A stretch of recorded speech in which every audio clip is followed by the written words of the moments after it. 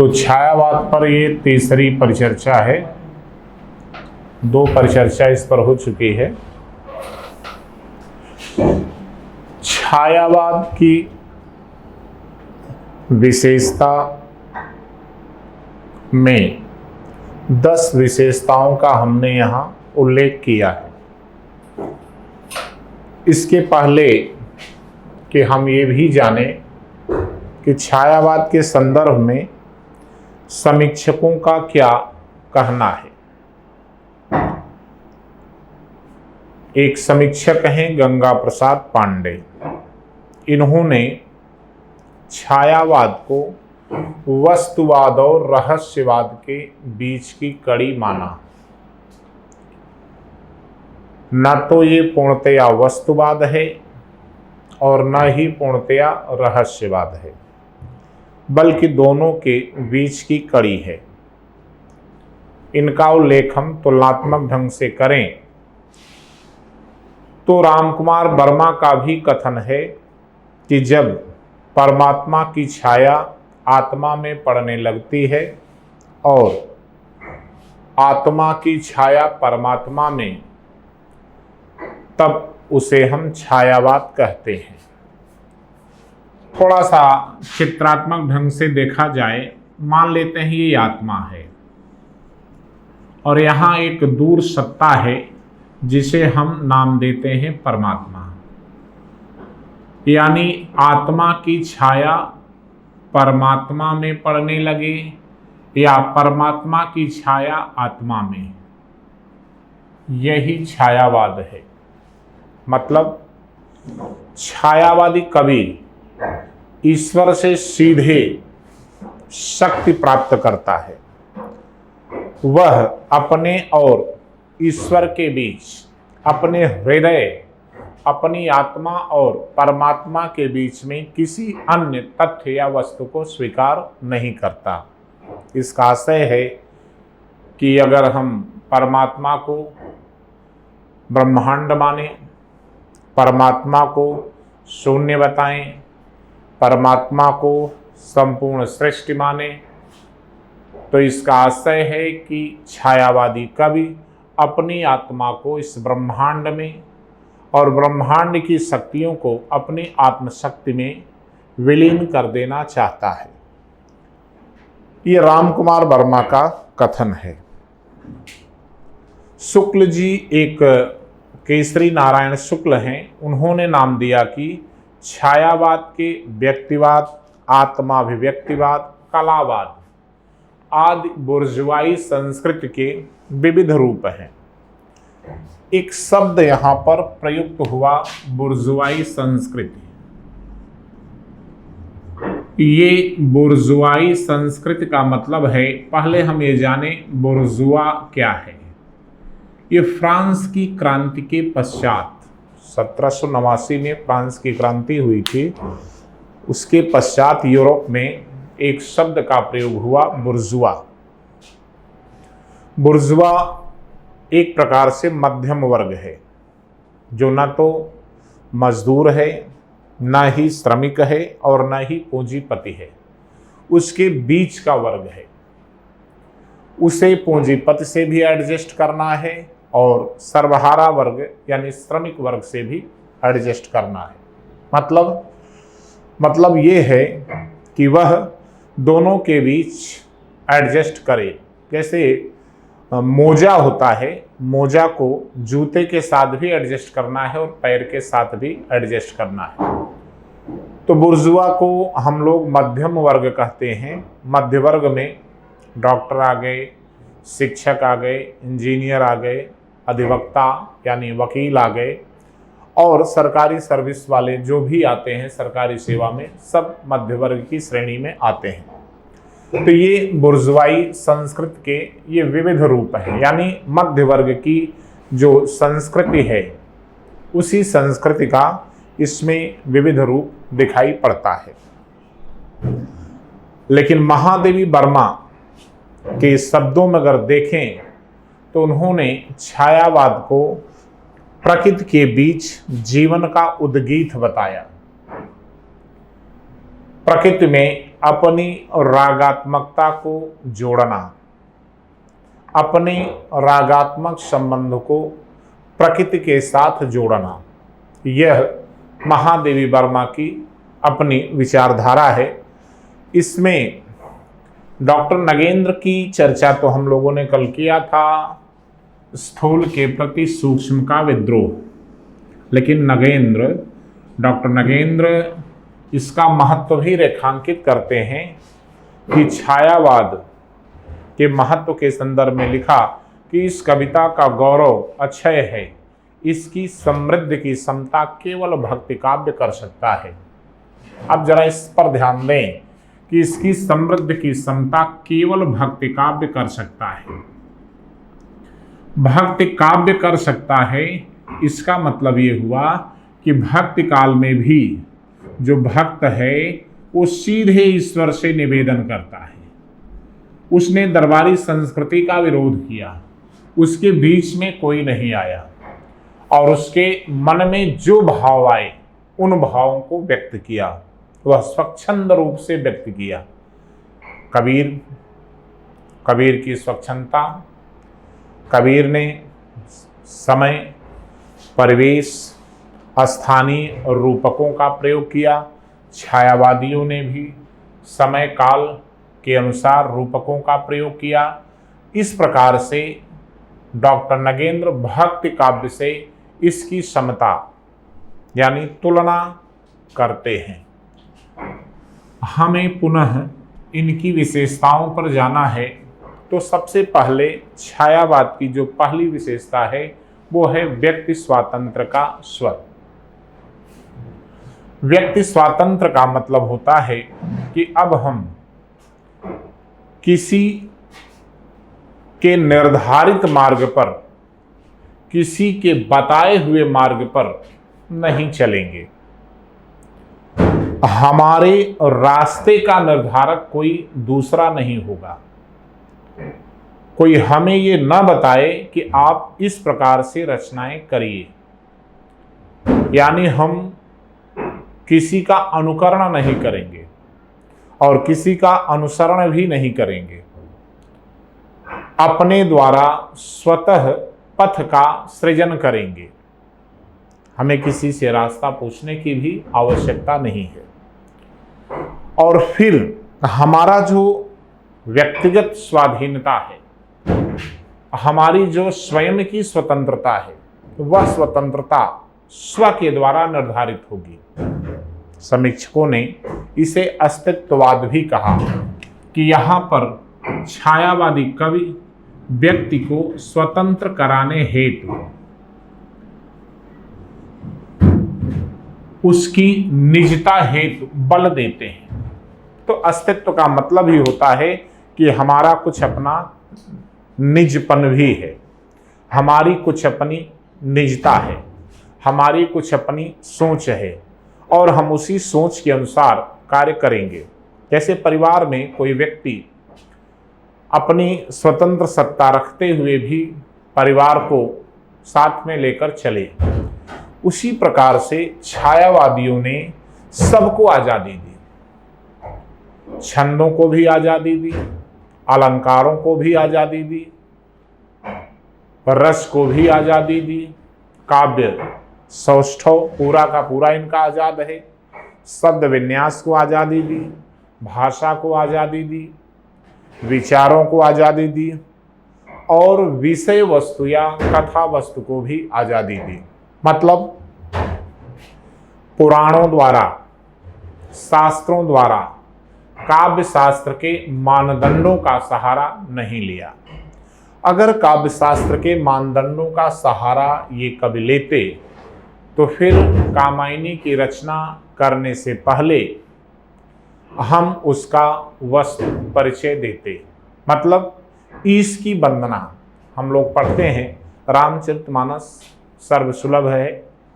रामचरितमानस में सबसे पहले तुलसी अपने इष्ट की वंदना करते हैं। इसकी वंदना करने का आशय हुआ कि महाकाव्य की शर्तें ही हैं और उस शर्त के अनुसार सर्वबंधो महाकाव्यो तत्रैको नायकः सुरः सदवंशम क्षत्रियो वापी धीरो दात्त गुणान्वित है। और प्रारंभ में देवादि को नमस्कार करना। कामायनी में किसी देव को नमस्कार नहीं किया गया, किसी की वंदना नहीं की गई। राम की शक्ति पूजा, तुलसीदास या छायावादी रचनाओं में किसी की वंदना नहीं है। तो एक प्रकार से जो काव्य शास्त्र के मानदंड हैं, उन मानदंडों से भी मुक्ति का प्रयास। काव्य शास्त्र में यह भी है कि आपका नायक न तो लेखक होना हो, न ही लेखक या कवि के परिवार से संबंधित हो। कथा ऐतिहासिक हो या पौराणिक हो, इन लोगों ने ऐतिहासिक पौराणिक कथा तो लिया दिखाने के लिए, लेकिन अपनी निजता की भी कथा कही। सरोज स्मृति इसका पूरा का पूरा प्रमाण है कि निराला अपनी पुत्री सरोज को ही नायक के रूप में प्रस्तुत करते हैं और कवि स्वयं उसके नेपथ्य में अपनी वेदना को व्यक्त करता है। तो एक प्रकार से व्यक्ति स्वतंत्रता यानी व्यक्ति की स्वतंत्रता के लिए जो भी तथ्य एवं उपाय हो सकते हैं, इन कवियों ने किया। इसीलिए आप पढ़ते हैं कि ये कवि स्वयं कहता है कि व्यक्ति स्वातंत्र्य को प्रेरित करते हुए हम अपनी वेदना को विश्व वेदना में विलीन करना चाहते हैं। आप पढ़ते हैं, स्वयं प्रसाद ने लिखा, सबका निचोड़ लेकर तुम सुख से इस सूखे जीवन में, बरसों प्रभात हिमकंसा आंसू इस विश्व सदन में। तो विश्व सदन में आंसू को बरसने की बात करना, मतलब ये हुआ कि अपनी वेदना को विश्व वेदना में विलीन करना। दूसरा बिंदु है रूढ़ियों से मुक्ति का प्रयास। हम परंपरागत मानदंडों से बिल्कुल अलग होंगे। जो शास्त्र द्वारा निर्धारित तथ्य एवं तर्क हैं, उन तथ्य और तर्क से हम परे होते हैं। इसीलिए यहाँ दूसरी विशेषता है रूढ़ियों से मुक्ति का प्रयास। आप पढ़ते हैं, स्वयं कवि पंत कहते हैं, पंत का जब आप पढ़ेंगे रचना, पंत की रचनाओं में, तो पंत सीधे लिखते हैं कि कट गए छंद के बंध प्रास के रजत पास, या द्रुत झरो जगत के जीर्ण पत्र, या निराला कहते हैं तोड़ो तोड़ो तोड़ो कारा पत्थर की। तो आशय ये है कि यहाँ कवि पहली बार पौराणिकता का निषेध करता है। यूरोपियनों द्वारा लिखे गए इतिहास को, जो हमारे ऊपर इतिहास थोपा गया है, उस थोपे गए इतिहास को नकार करके एक राष्ट्रीय इतिहास निर्मित करने का प्रयास करता है। हम लोगों को हमारी सरकारें जो दिखाती हैं वही हम देखते हैं। हम अलग से हटकर, लीक से हटकर एक नए मार्ग की अपेक्षा नहीं करते। अगर एक नया मार्ग बनाएं तो हमारी मौलिकता भी होगी, लेकिन हम परंपरागत ढांचे पर चलते हैं। छायावादियों ने एक नए मार्ग के तलाश की चर्चा की, इसलिए इनके लिए शब्दाया रूढ़ियों से मुक्ति का प्रयास। तीसरी विशेषता है गीतात्मक मधुर वेदना। अपनी वेदना को गीतों की आकार में प्रस्तुत करना, अपने दर्द को एक रिश्ते में लपेटकर आपके सम्मुख लाना। विरह का जलजात जीवन, विरह का जलजात। महादेवी की वेदना हो या प्रसाद की वेदना हो, रो रो कर सिसक सिसक कर कहता मैं करुण कहानी। अपनी वेदना को एक छंद में प्रस्तुत करना, जिसे हम आंसू छंद भी कहते हैं। 14 मात्राओं के छंद में प्रसाद अपनी वेदना को प्रस्तुत कर रहे हैं। निराला सरोज स्मृति में दुख ही जीवन की कथा रही, क्या कहूँ आज जो नहीं कही। धन्य मैं पिता निरर्थक था, जो तेरे हित कुछ कर न सका। जाना तो अर्थो गमो पाए, पर रहा सदा संकुचित काय। लखकर अनर्थ आर्थिक पथ पर हारता रहा मैं स्वार्थ समर, करने गत कर्मों का अर्पण कर करता मैं तेरा तर्पण। यानी निराला की वेदना भी एक गीतों में आती है और उसी गीतों की वेदना को ही इन कवियों ने एक आकार, एक रूप, एक सौंदर्य देने का प्रयास किया है। स्वयं आप देखते हैं महादेवी कहती हैं कि विरह का युग आज देखा, मिलन के लघुपल सरीखा, सुख दुख में कौन तीखा, मैं न जानी मैं न देखा। कवि प्रसाद धीरे से वह उठता पुकार, मुझको न मिला है कभी प्यार। अपने अतीत के गौरवशाली क्षणों का जिक्र करता है कवि कि वे कुछ दिन कितने सुंदर थे जब सावन घन सघन बरसते, इन आँखों की छाया भर थे। यानी हमारा अतीत कितना गौरवशाली था और उसी गौरवशाली अतीत को इन्होंने रागात्मक या वेदना के ढंग पर प्रस्तुत करने का प्रयास किया। चौथी विशेषता है प्राकृतिक स्पंदन, प्रकृति को मानवीय रूप देना। प्रकृति में जो स्पंदन है, जो प्रकृति में सांसें चल रही हैं, जो प्रकृति की धमनियों में वायु का संचार हो रहा है, उस वायु के संचार को, उस प्रकृति की धमनियों को, उस प्रकृति की संवेदना को, उस प्रकृति के सुख दुख राग विराग को हम अपने सुख दुख राग विराग और अपनी संवेदना से जोड़ते हैं। इसे ही प्राकृतिक स्पंदन कहते हैं। सामान्य भाषा में हम लोग धड़कन कहते हैं। धड़कन, जिस प्रकार हमारा दिल धड़कता है, हमारे अंदर धड़कन होती है, उसी प्रकार प्रकृति के अंदर भी धड़कन होती है। हम एक न्यूनतम वेग को संभाल पाते हैं, उससे बड़ा वेग हुआ तो आप कहते हैं हाइपरटेंशन। प्रकृति के साथ भी यही होता है। आंधी तूफान वृष्टि अनावृष्टि भी प्रकृति को विवश कर देती है। उसके अस्तित्व को बनाए रखने पर वह भी नष्ट और भ्रष्ट हो जाता है। तो उसका कारण क्या है? इन छायावादियों ने पहली बार अपनी वेदना को प्रकृति की संवेदना से जोड़ना या प्रकृति की संवेदना को अपने से जोड़ना, अपने को प्रकृति में ही लीन बताना या प्रकृति को अपने आप में देखना, प्रकृति की सुख दुख, प्रकृति की आँख मिचौली, प्रकृति की जो भी रागात्मक चेतना है, जो भी पराग है, जो भी कण है, उसे अपने अंदर महसूस करना, यह महत्तम विशेषता थी। आज हम चाहे जितने जलवायु सम्मेलन करें, पृथ्वी सम्मेलन करें, लेकिन इन छायावादियों ने जो तथ्य और तर्क दिया, उसके सामने सब कुछ नष्ट प्राय हैं, सब कुछ अस्तित्व विहीन है। प्रसाद की कामायनी में भी आप पढ़ते हैं कि ज्ञान ने व्यक्ति को कहां से कहां तक उपलब्धि दी। व्यक्ति के अंदर तर्क करने की क्षमता आई, तर्क ने ज्ञान को जन्म दिया, ज्ञान ने विज्ञान को जन्म दिया, विज्ञान ने भौतिकवाद को जन्म दिया, भौतिकवाद ने अलगाववाद को जन्म दिया।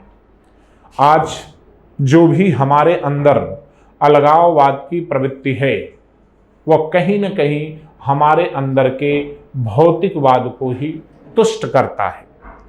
हम अपनी भौतिक आवश्यकताओं की पूर्ति के लिए परिवार से अलग होते हैं, समाज से अलग होते हैं, अपने विकास की ओर, अपनी स्वयं के विकास की ओर अग्रसर होते हैं और वह विकास नहीं बल्कि हमें विनाश की ओर ले जाता है। आए दिन भौतिक संसाधनों में एसी, एयर कंडीशन का प्रयोग करना, रेफ्रिजरेटर का प्रयोग करना, उससे संबंधित जितने भी भौतिक सुख सुविधाएं हैं, लग्जरी गाड़ियों का प्रयोग करना, लेकिन ये सब प्रकृति के दुश्मन हैं। हमारे जो भी भौतिकवाद के तत्व हैं वो प्रकृति के दुश्मन हैं और इन छायावादियों ने इसी भौतिकवादी आकांक्षा या महत्वाकांक्षा को तोड़ने का प्रयास किया। वो आगाह करना चाहते हैं कि आपकी भौतिकवादी लिप्सा आपको कहाँ ले जाएगी।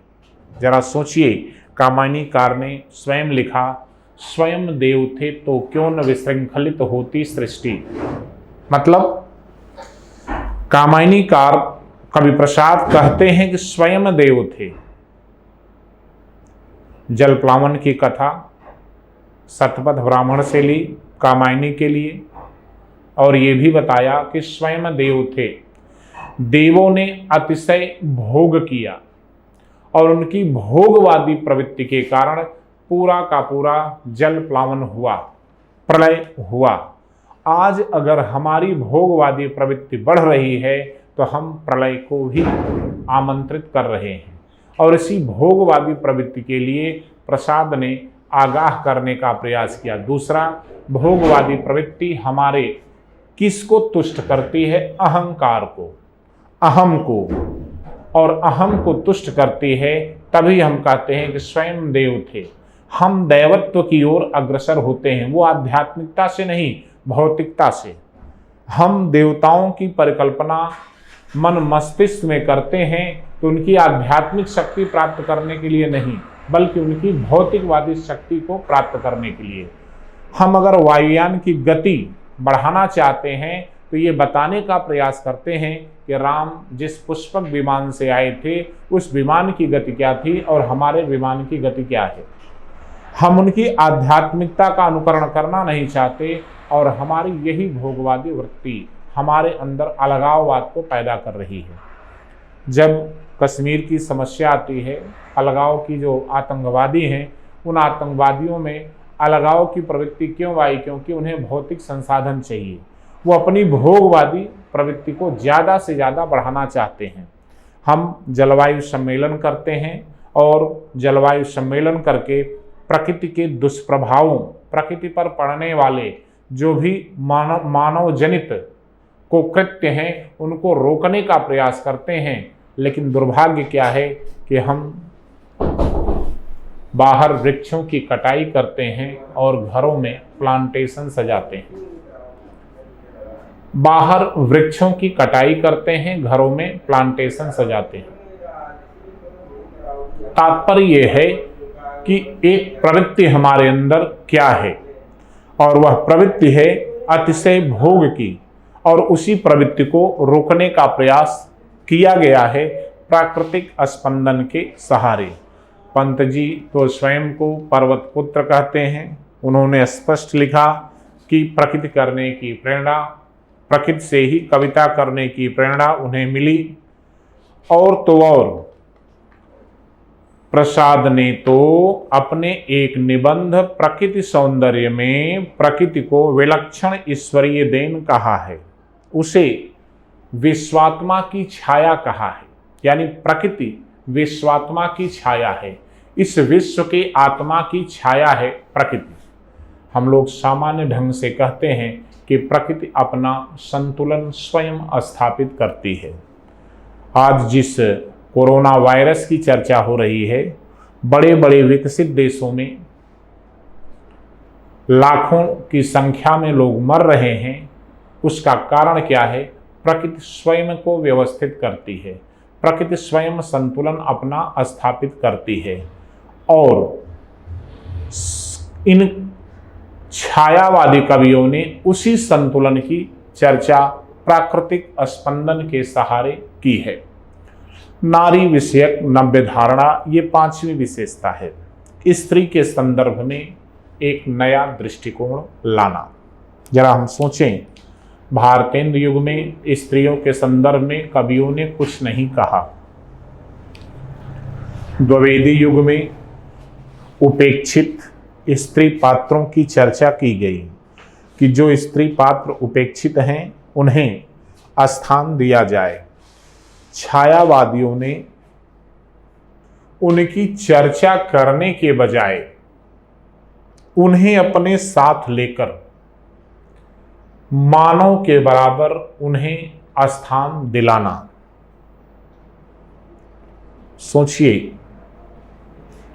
कि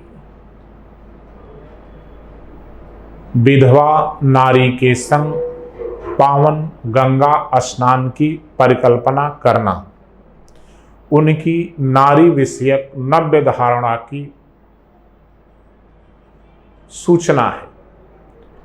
वो कहना क्या चाहते हैं, उनके हृदय में नारियों को स्थान कहाँ होना चाहिए या स्थान कहाँ मिलना चाहिए। निराला तो स्वयं कहते हैं कि कविता करने की प्रेरणा मुझे मनोहरा देवी से मिली। तुलसीदास महाकाव्य में निराला ने स्वयं दृष्टांत दिया कि जिस प्रकार रत्नावली से तुलसी को प्रेरणा मिली, उसी प्रकार मुझे काव्य करने की प्रेरणा मनोहरा देवी से मिली। आशय ये है कि प्रकृति की ही तरह स्त्री को भी अपनी संवेदना से जोड़ना, स्त्री को भी नवीनता की सृष्टि के लिए लाना, सामंती रूढ़ियों से नारी को मुक्त करके राष्ट्रीय आंदोलन में कंधे से कंधा मिलाकर ले चलना, इष्ट देव के मंदिर की पूजा सी पवित्र कहना, भोग्या नारी के संग में पावन गंगा स्नान की परिकल्पना करना और उसे यानी स्त्री को देवी मां सहचरी प्राण कहकर संबोधित करना, ये छायावाद की महत्तम उपलब्धि है। हमारा दृष्टिकोण प्रकृति के प्रति क्या होता है, हमारा दृष्टिकोण स्त्री के प्रति क्या है, छायावादियों ने उस दृष्टिकोण को प्रस्तुत करने का प्रयास किया है। वे नैतिकता की पुरानी रूढ़ियों को तोड़कर नया इतिहास लिखना चाहते हैं। और शायद पता हो, झांसी की रानी सुभद्रा कुमारी चौहान ने लिखकर ये बताया कि राष्ट्रीय आंदोलन में देश की स्वतंत्रता के लिए राणा प्रताप या शिवाजी ही महत्वपूर्ण नहीं है, झांसी की रानी भी महत्वपूर्ण है, उनका भी अविस्मरणीय योगदान है। झांसी की रानी कविता से सुभद्रा कुमारी चौहान ने मानव द्वारा निर्मित इतिहास में स्त्रियों को भी स्थान दिलाने का प्रयास किया और उन्हीं के माध्यम से हम जान पाए कि एक स्त्री भी थी जिसने स्वतंत्रता संघर्ष में अंग्रेजों की रूह तक कपा दी। जनरल ह्यूरोज को कहना पड़ा कि इन्हीं विद्रोहियों में यही एक मर्द थी। छठी विशेषता है युगीन सत्य और यथार्थ की अभिव्यक्ति। युगीन सत्य का मतलब होता है कि अपने युग में जो कुछ आपने देखा उसे अक्षरशः उसी ढंग पर व्यक्त करना, उसमें किसी लब्बो-लुबाब किसी प्रकार का, आप देशज शब्द में कहते हैं पैथन लगाना, जैसे रोटी बनाने के लिए हमें पैथन लगाने की आवश्यकता पड़ती है, यहाँ उसको अक्षरशः उसी रूप में प्रस्तुत करना, उसे किसी भी प्रकार से आप रंग रोगन से निर्मित नहीं करें। निराला ने भिक्षुक को देखा तो लिखा, वह आता दो टूक कलेजे के करता पछताता पथ पर आता, यानी जैसा देखा वैसा व्यक्त किया। अपने युग के सत्य को यथार्थ ढंग से प्रस्तुत करना। अगर वह तोड़ती पत्थर है, इलाहाबाद के पथ पर वो पत्थर तोड़ती है, तो निराला ने उसे उसी प्रकार व्यक्त किया कि वह तोड़ती पत्थर देखा उसे मैंने इलाहाबाद के पथ पर। इसी प्रकार विधवा छोड़ दो जीवन यो न मलोदान, ये इनके यथार्थ की ही अभिव्यक्ति है, यथार्थ की ही उपज है। अगली विशेषता है राष्ट्रीय सांस्कृतिक जागरण, मतलब राष्ट्र और संस्कृति इन दोनों को जागृत करना। मतलब देश के लिए नवजागरण की बेला में छायावादी भी योगदान कर सकें। तो छायावादियों ने योगदान ही नहीं किया, ये तो बृहद चतुष्टय हैं, प्रसाद, निराला, पंत, महादेवी। लेकिन जो अन्य छायावादी और हैं जिन्हें हम राष्ट्रीय सांस्कृतिक काव्यधारा से जोड़ते हैं, माखनलाल चतुर्वेदी, बालकृष्ण शर्मा नवीन, ये लोग स्वयं जेल हो आए। गांधी नेहरू के साथ यह भी कारावास में रहे। नवीन माखनलाल चतुर्वेदी कारावास में ही रहकर कई रचनाएं करते हैं। कैदी और कोकिला माखनलाल चतुर्वेदी कारावास में ही लिखते हैं। तो ये राष्ट्रीय संस्कृति, राष्ट्र के निमित्त अपने को समर्पित कार्यकर्ता ही नहीं मानते, बल्कि स्वयं राष्ट्रीय जागरण करते हैं, कराते हैं, लोगों में राष्ट्रीयता का बोध कराते हैं। और राष्ट्रीयता का बोध कराने के लिए अपने इतिहास या पुराण के पात्रों को भी प्रस्तुत करते हैं। स्वयं चंद्रगुप्त नाटक में प्रसाद ने कार्नेलिया, सेल्यूकस की पुत्री थी, विदेशी शत्रु कन्या कार्नेलिया से भारत की वंदना कराई। और यह आप पढ़ते हैं, कार्नेलिया जब वंदना करती है, और यह मधुमय देश हमारा, जहां पहुंच अनजान क्षितिज को मिलता एक सहारा। चंद्रगुप्त नाटक में ही आप पढ़ते हैं कि हिमाद्रि तुंग श्रृंग से प्रबुद्ध शुद्ध भारती, स्वयं प्रभा समुज्ज्वला स्वतंत्रता पुकारती, अमर्त्य वीर पुत्र हो दृढ़ प्रतिज्ञ सोच लो, प्रशस्त पुण्य पंथ है बढ़े चलो बढ़े चलो। तात्पर्य ये है कि ये कवि राष्ट्रीयता का न केवल स्वयं जागरण करते हैं, न केवल स्वयं राष्ट्रीयता के निमित्त अपने को पाते हैं, अपितु इन्होंने लोगों में भी शक्ति का एहसास कराने की भावना विकसित की। जैसे कबीर कुंडलिनी जागरण करके शक्ति की भावना अध्यात्म के क्षेत्र में लाता है, वैसे ही ये कवि राष्ट्र के निमित्त लोगों में शक्ति की भावना का एहसास कराते हैं। और यही कारण है कि कामायनी में प्रसाद ने लिखा, शक्ति के विद्युत कण जो व्यस्त विकल बिखरे हैं हो निरुपाय, समन्वय उनका करें समस्त विजयनी मानवता हो जाए। मतलब जो बिखरी हुई शक्तियां हैं, उन बिखरी हुई शक्तियों को एकत्रित करने की बात करना। और निराला तो राम की शक्ति पूजा में शक्ति की करो मौलिक कल्पना। और शक्ति की प्रेरणा कहाँ से मिली निराला को, तो आप पढ़ते हैं कृत्तिवास के बंगला रामायण से। कृत्तिवास का बंगला रामायण है, जहाँ पर राम दुर्गा की आराधना करते हैं। देवी दुर्गा की आराधना में राम ने क्या किया, राम की शक्ति पूजा में भी है अष्टांगिक योग का नियम। योग के 8 चरण हैं, यम नियम आसन प्राणायाम प्रत्याहार ध्यान धारणा और समाधि। और उसी यम यानी हठ योग की साधना, हठ योग की साधना हमें नाथों से मिली। और हठ योग का मतलब बलपूर्वक योग नहीं है कि हम बलपूर्वक योग करें, बल्कि हम देखते हैं कि अंदर की प्राणवायु और बाहर की प्राणवायु का निरंतर अनुनाद करना। तो जो हठ योग की साधना है, इस हठ योग को निराला ने राम की शक्ति पूजा में प्रयुक्त किया।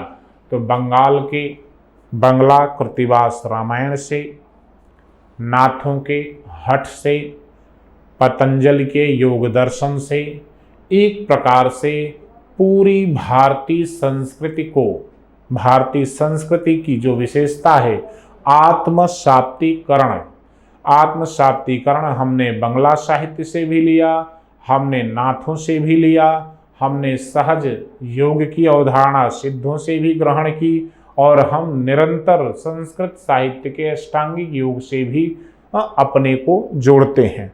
भारतीय संस्कृति के प्रेरक तत्व, उन प्रेरक तत्वों से भी हम अपने को जोड़े रखते हैं।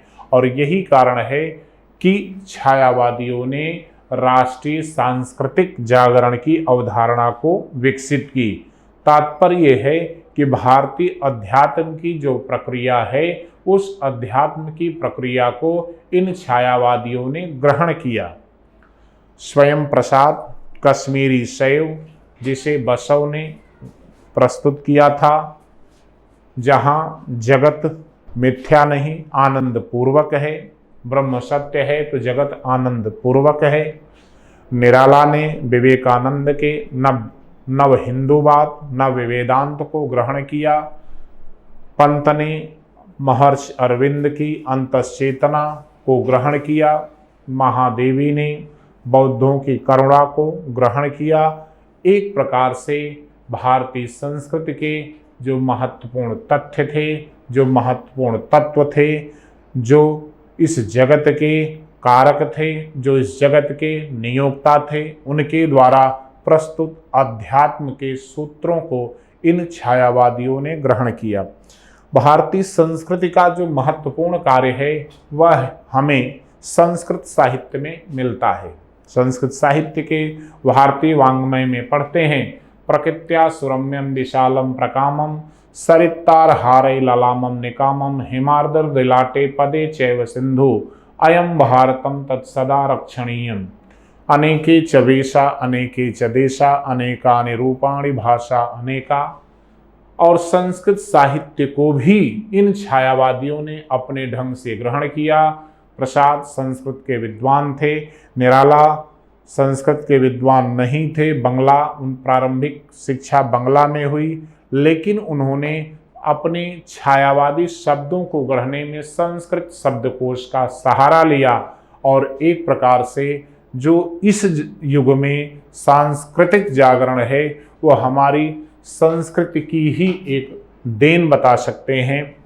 8वीं विशेषता है कल्पना का नवोन्मेष। कल्पना का नवोन्मेष, नव धन उन्मेष, यानी नवीन उन्मेष, नूतन उन्मेष। तात्पर्य है कि हम नए रूपकों का सहारा लेंगे, हमारे उपमान बदल जाएंगे, हमारे रूपक बदल जाएंगे और यहां जो रूपक होगा वह रूपक कैसा होगा? राम की शक्ति पूजा।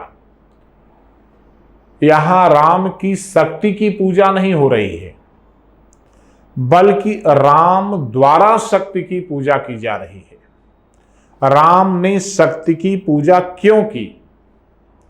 राम को शक्ति की अवधारणा या शक्ति की आराधना करने की आवश्यकता क्या थी? राम क्या है? अगर अभिव्यंजनावाद कहते हैं छायावाद को, तो पौराणिक ढंग पर तो राम है, लाक्षणिक ढंग पर राष्ट्रीय आंदोलन में महात्मा गांधी हैं और व्यंजना के स्तर पर निराला है। तो निराला द्वारा शक्ति की आराधना करना, गांधी द्वारा अंत में करो या मरो का नारा देना और राम द्वारा शक्ति की आराधना करना, एक प्रकार से ये नवीन कल्पना थी। प्रसाद पौराणिक मन को, पुराणों के मन को हिमालय की ऊंचाई से धरती पर लाकर खड़ा कर देना, पौराणिक पात्र को आम व्यक्ति की तरह प्रस्तुत करना। तुलसीदास के राम और निराला के राम में यही अंतर है। निराला के राम अपने युग बोध के अनुकूल हैं, अपने युग बोध के अनुरूप हैं।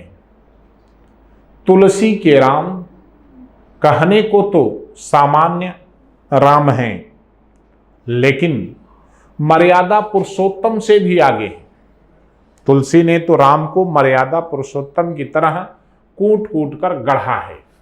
जैसे एक चित्रकार एक प्रतिमा बनाता है तो उसमें कोई दोष न रहे, वो निर्दोष रहे, सर्वथा निर्दोष रहे, उस प्रतिमा को गढ़ता है। उसी प्रकार से तुलसी ने राम को गढ़ा और उनके आदर्श मर्यादित रूप को प्रस्तुत किया। राम में कहीं कोई रंच मात्र का भी, लेश मात्र की भी कमी नहीं है। लेकिन तुलसी जब ये कहते हैं कि भय प्रकट कृपाला दीन दयाला कौशल्या हितकारी, तब आम जन को संदेह होने लगता है कि ये हमारे राम नहीं, ये तो भगवान राम है। भगवान राम है क्योंकि भय प्रकट कृपाला दीन दयाला कौशल्या हितकारी। लेकिन निराला के राम भगवान राम नहीं है, वो हमारे ही राम है। हमारे अंदर के राम हैं, हमारे अंदर के हृदय के प्रतीक हैं। हमारी तरह उन्हें भी सुख होता है, उन्हें भी दुख होता है, उनके अंदर भी कष्ट है, उनके अंदर भी वेदना है, और उनके आंसू भी ढलकते हैं, उनके आंसू भी गिरते हैं। तात्पर्य यह है कि निराला राम में एक उदात्तता के बजाय सामान्य मानवता के गुणों का समावेश किया। एक काल्पनिक पात्र नहीं बनाया, बल्कि अपनी कल्पना से युग के अनुकूल पात्रों को ग्रहण किया या पात्रों को गढ़ा। तो कल्पना का जो नवोन्मेष पढ़ते हैं उसका आशय यही है कि हम एक चित्रित कल्पना, एक ऐसी कल्पना जो स्वच्छंद तरीके से हो, जिसमें अनुभूति प्रधान हो। जैसे प्रसाद ने क्या लिखा, श्रद्धा की मुख्य छवि की कल्पना क्या की, खिला हो ज्यों बिजली का फूल मेघ बन बीच गुलाबी रंग। मेघों के बीच में जैसे गुलाबी रंग हो, वैसे ही श्रद्धा का मुख है। तो श्रद्धा के मुख छवि की तुलना मेघ बन बीच गुलाबी रंग से करना, या सिंधु से इस पर धरा बधू अब तनिक संकुचित बैठी सी, संपूर्ण समुद्र को सेज बना लेना, और पृथ्वी को नवोढ़ा यानी नई नवेली दुल्हन बना लेना, यह इनकी उदात्त कल्पना का ही परिणाम है। आप सोचिए, निराला ने नयनों का नयनों से गोपन प्रिसंभाषण, पलकों का नौ पलकों पर प्रथमोत्थान पतन राम की शक्ति पूजा में जब कहते हैं तो लगता है कि कवि की कल्पना कितनी गहरी अनुभूति, कितनी गहरी संवेदना लिए हुए है। नौवीं विशेषता में हम लोग देखते हैं चित्रात्मक भाषा और लाक्षणिक पदावली। छायावादी कवि जब लिखने लगता है तो भाषा एक चित्र का निर्माण करने लगती है। ऐसा लगता है कि उसकी भाषा से ही एक चित्र आ गया। दिवसावसान का समय मेघमय आसमान से उतर रही थी संध्या सुंदरी, मन में तुरंत उसी के अनुकूल भाषा के अनुरूप एक चित्र बनना शुरू हो जाता है कि दिवसावसान का समय मेघमय आसमान से उतर रही थी संध्या सुंदरी। धीरे धीरे यानी संध्या को एक सुंदरी का रूप दे देना। या जब आप पढ़ते हैं जूही की कली विजन बन बल्लरी पर सोती थी सुहाग भरी, यहाँ ऐसा लगता है कि कोई जूही की कली एक नवोढ़ा की तरह वह भी कहीं पर सो रही है।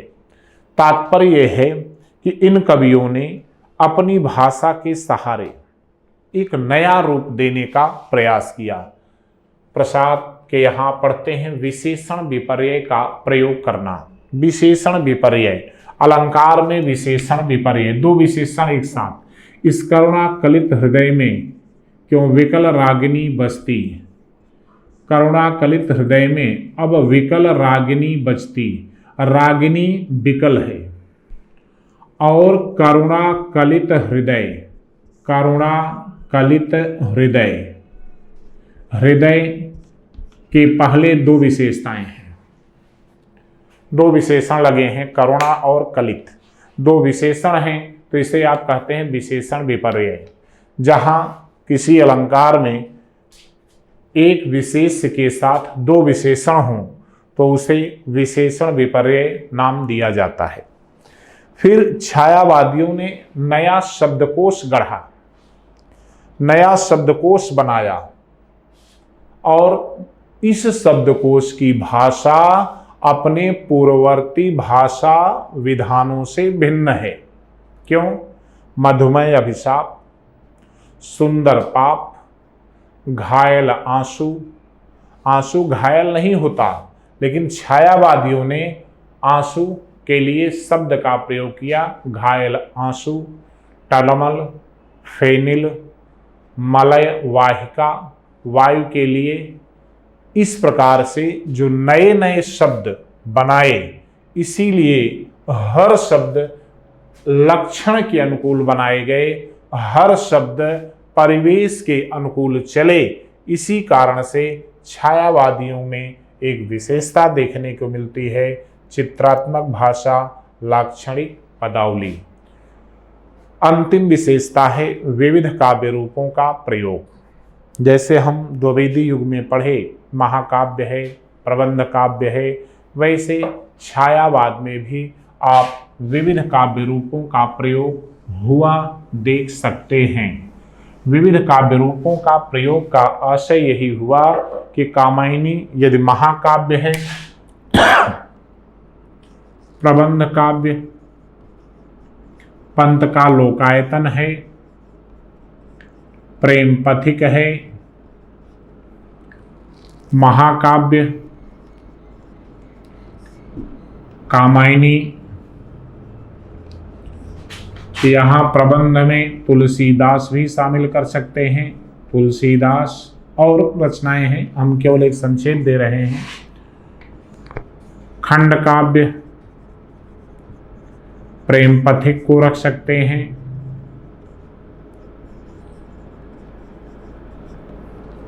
मुक्तक काव्य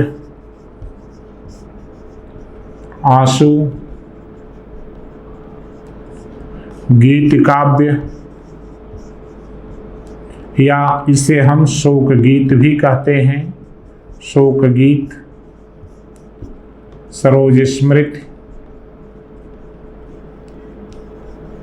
लंबी कविता, बहुत सारी हैं, लेकिन यहाँ थोड़ा सा उल्लेख करना है। राम की शक्ति पूजा। फिर आप पढ़ते हैं काव्य नाटक या गीत नाट्य, इसे आप गीत नाट्य भी कहते हैं। करुणालय।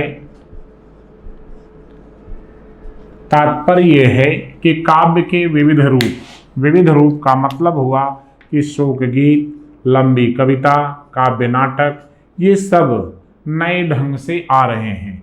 काव्य शास्त्र के मानदंड में तो ये चलते हैं कि प्रबंध काव्य, महाकाव्य, खंड काव्य, मुक्तक काव्य, लेकिन शोक गीत, लंबी कविता, काव्य नाटक की अवधारणा छायावाद में हम देखते हैं। और जो लंबी कविता का रूप है, यह महाकाव्य का एक प्रकार से लघु रूप दिखाई पड़ता है। महाकाव्य की शर्तों का उल्लंघन करता है, लेकिन उसका एक लघु रूप प्रस्तुत करने का प्रयास लंबी कविता में किया जाता है। तो एक प्रकार से विविध काव्य रूपों का आशय यही हुआ कि छायावादियों ने काव्य के ढंग को, काव्य के ढांचे को अपने ढंग से गढ़ने का प्रयास किया। चौथी विशेषता हम लोग इसी में कुछ बातें और अगर करें तो ये देख सकते हैं कि छायावादी किसी काव्य या किसी विचारधारा के आग्रही नहीं थे कि हमें केवल महाकाव्य ही लिखना है, हमें केवल खंड काव्य ही लिखना है। जैसे कभी कभी कहा जाता है कि आप भगवान को स्मरण में लाइए और हाथ में कनका मनका मनके का जाप करिए। अब इस पर आरोप ये लगाया जाए कि आपका ध्यान मनका गिनने पर है या ईश्वर पर है। यदि ईश्वर पर है तो मनके पर ध्यान नहीं जाएगा, और मनके पर है तो ईश्वर पर ध्यान नहीं जाएगा। यानी आपकी जो मूल संवेदना है वो ईश्वर की होनी चाहिए।